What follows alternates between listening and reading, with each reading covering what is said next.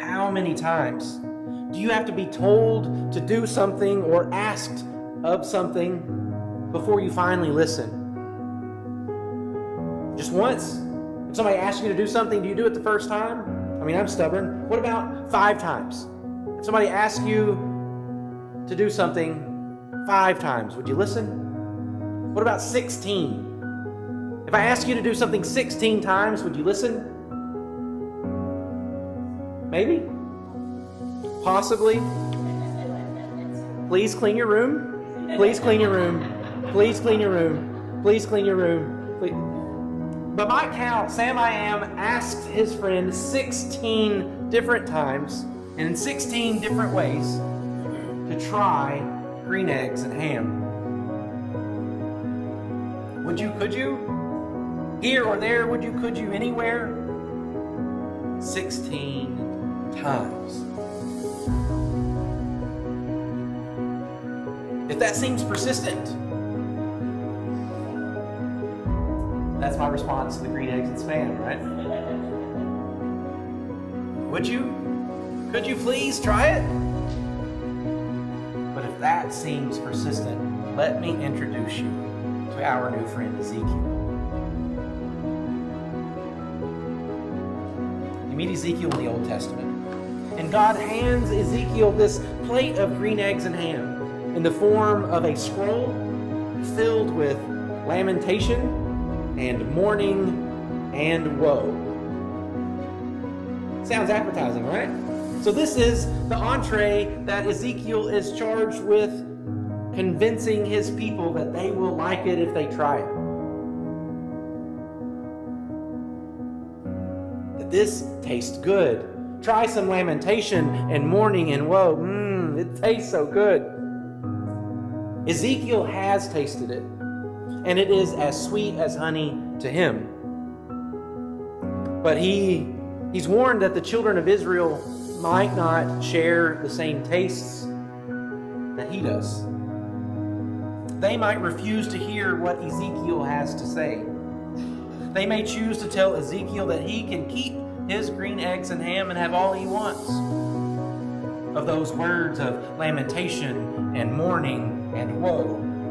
It's true that Ezekiel had quite an unappetizing, unpopular message for the people of Israel, but it was necessary. Hard times were coming, and the people needed to be warned. And so this is all happening around 587 before the Common Era, and their nation had been destroyed. But Israel believed that they were a nation uniquely chosen by God, and they were invincible because of this.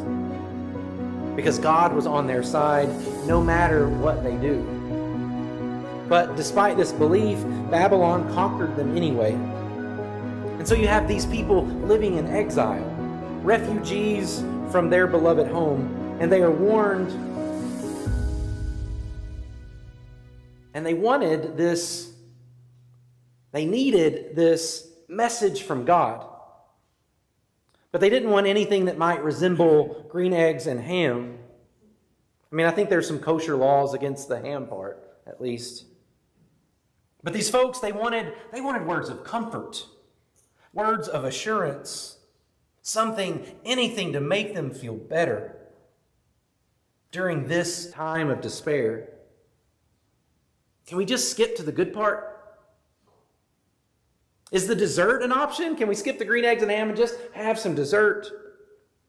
Most of Ezekiel's words didn't meet their taste. Ezekiel's message from God was filled with words of judgment. Don't you love words like that?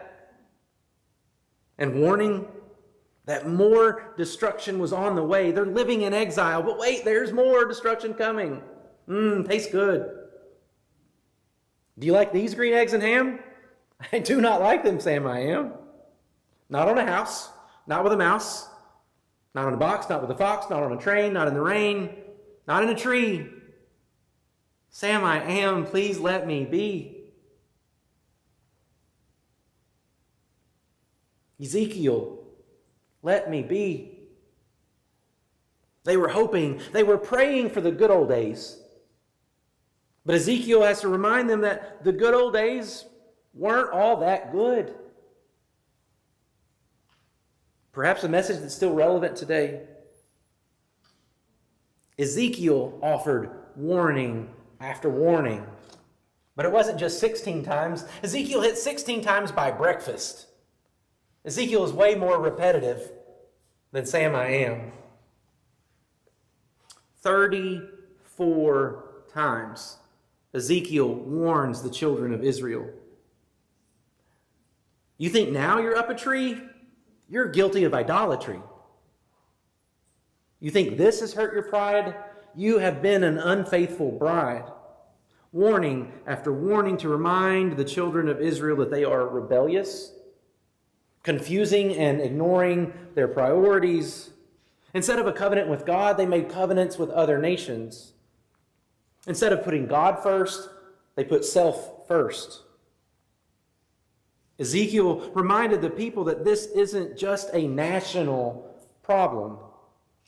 Each individual is personally responsible for their predicament.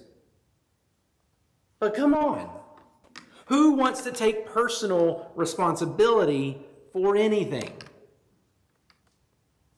Not then, not now. Surely I can just blame someone else. Anything other than owning it, it's the government's fault.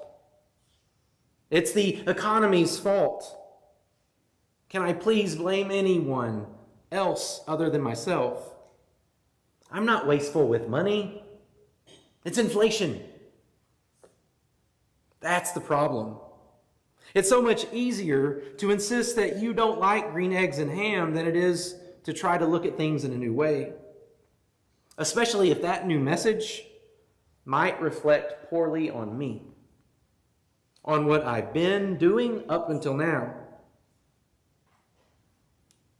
Do you have anything in common with these Israelites? How are you doing with accepting personal responsibility?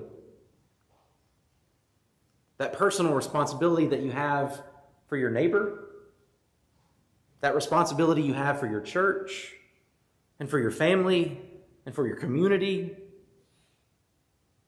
To truly follow Jesus comes with some high expectations. To live in a world differently, to accept your responsibility in all of this. Like Ezekiel warned the children of Israel, how are you doing with balancing your personal needs with your responsibilities to your neighbor and community? And there may be times as you get to a healthier place as a Jesus follower where you get to be, need to be, have to be the Ezekiel yourself, to speak up, to stand up when friends and neighbors refuse Sam I Am's green eggs and ham. Ezekiel's green eggs and ham are really tasty. Did you hear today's scripture about the dry bones? Even in this place that the world has declared dead, God rolls up the sleeves. Let me show you something. No matter how far off you go, you will never be cut off from God. Even if you find yourself as a stranger in a strange land, God is there. God is with you now. God is with you forever. You are not alone. God's presence is the beginning of hope. God's people are not forgotten. You are not forgotten. God can bring life even where there doesn't look to be a morsel of hope. May you know that God's presence reaches every corner of your existence. Will you try these green eggs and ham? They are sweeter than honey. God's life-giving grace is all around you. And for that, I find hope.